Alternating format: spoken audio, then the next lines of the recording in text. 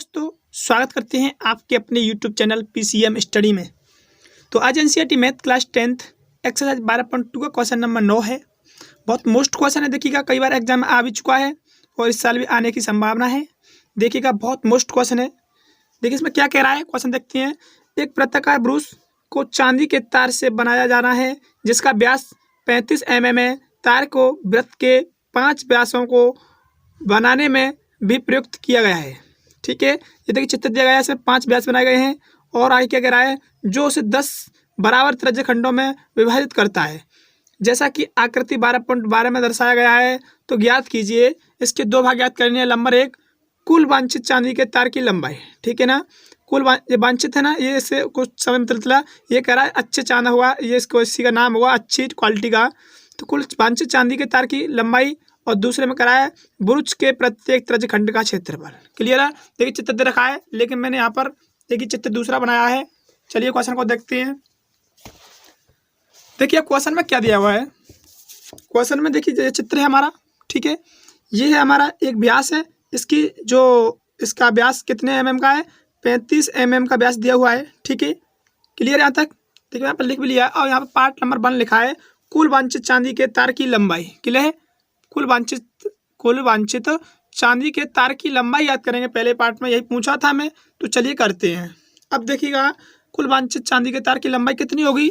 इसकी परिधि में लगाया गया हुआ चांदी का तार है, ये उसके और जो चारों तरफ ये उसकी लाइन बनी हुई है, ये परिधि है। इस परिधि में भी तो चांदी का तार लगाया होगा ना, उसका परिधि का कितना होगा, ये क्या है, परिधि है। परिधि में चांदी का तार लगाया होगा। कितनी होती है परिधि, ये होती है हमारी 2πr। क्लियर है ना। और जो हमारा तार खर्च हुआ हुआ वो इसके व्यास बनाने में खर्च हुआ हुआ। क्लियर, ये बनी है हमारे व्यास बने, ये भी तो चांदी के तार से ही बने हुए हैं ना, इसके ये भी तो चांदी के तार के व्यास से बने हुए हैं। तो चलिए इसे ये भी जोड़ लेते हैं। ये क्या है, हमारा व्यास है।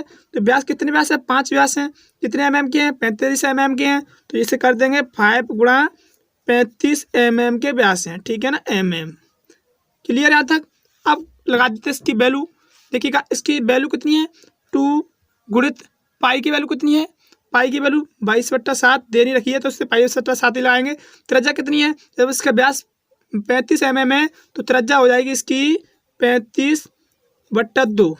क्लियर है, आधी होती है व्यास की त्रिज्या, प्लस 5 गुणित 35, यही तो है ना। चलिए अब क्या करें, अब इसके करते हैं कैलकुलेशन। 7 से कट जाएगा, आपका कटेगा 5 बार। ठीक है, अब चलते आगे, 2 से ये कट जाएगा। अब क्या बचा, 22 गुणित 5 प्लस 5 गुणित 35। यहाँ तक क्लियर है। अब चलते आगे, 22 का 5 में करूँगा तो ये हो जाएगा हमारा 110। क्लियर यहाँ तक, प्लस 5 का 35 में करूँगा तो ये हो जाएगा आपका 175। क्लियर, अब इसे ऐड करेंगे तो ये हो जाएगा हमारा कितना, 285। क्लियर है, 285 सेंटीमीटर स्क्वायर। ये आया हमारा, ये आया तार की लंबाई, ये आया ना, ये आया हमारा तार की लंबाई आई है ये हमारी अभी तो। क्लियर है। अब इसमें पूछा था दूसरे भाग में, देखिए दूसरे भाग में यहाँ तार लिया है कि ब्रुज के प्रत्येक त्रिज्य खंड का क्षेत्रफल ज्ञात कीजिए। ठीक है, अब ज्ञात करना है ब्रुज के प्रत्येक त्रिज्य खंड का क्षेत्रफल। और चित्र को दोबारा से समझिएगा एक बार, देखिएगा। अब यहाँ पर थीटा की बात आती है। ठीक है ना, अब त्रिज्य खंड में तो थीटा लगता है। थीटा त्रिज्य खंड का क्या वैल्यू होती है, देखिए त्रिज्य खंड का सूत्र होता है थीटा बट्टा 360 पाई आर स्क्वायर, यही तो होता है ना, तभी तो निकल पाएगा। अब देखिएगा, अब देखिए आपको पालन में पूरे वृत्त का जो हमारा थीटा होता है, पूरे वृत्त का जो कितने डिग्री का होता है, 360 डिग्री का होता है। ठीक है, अब ये कह रहा है प्रत्येक त्रिज्य खंड का। ठीक है ना, तो इसमें एक त्रिज्य खंड का कितना हो जाएगा, एक त्रिज्य खंड का कितना हो जाएगा, 10 त्रिज्य खंड बने हुए हैं तो 360 में 10 का डिवाइड मारोगे, ये मार दिया, 10 से 10 एक खत्म, तो कितना बचा, 36 डिग्री का हमारा कोण बनेगा। जो कोण बनाया वो हमारा 36 डिग्री का बनेगा। क्लियर है ना, जो कोण बनेगा वो बनेगा 36 डिग्री का। क्लियर है। अब चलते हैं, अब इसमें वैल्यू रख देती है। क्लियर है ना, अब इसमें वैल्यू रखेंगे तो क्या पाओगे, देखिएगा अब देखिए इसमें क्या दिया हुआ है।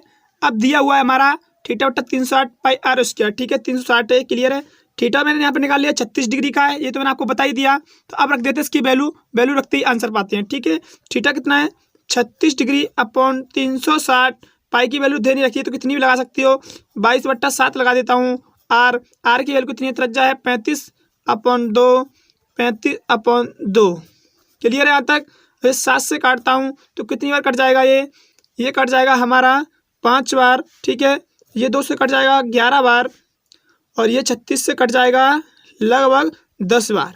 क्लियर है, लगभग नहीं फाइनली कटेगा, ठीक है। और इससे अब यहाँ थोड़ा ज़्यादा हो जाएगी, इसलिए मैं अगले पॉइंट में करूँगा इसे थोड़ा सा, ठीक है ना। तो ठीक, अगले पॉइंट में करेंगे तो क्या हुआ देखिएगा, ऊपर क्या बचा, 11 बचा, 5 बचा, 35 बचा, और क्या बचा आगे, देखिए आगे क्या बचता है वो लिख लीजिए, ठीक है ना। आगे बचा है वो और लिख लीजिएगा। आगे क्या बचा है, अब कुछ नहीं बचा, ठीक है ना।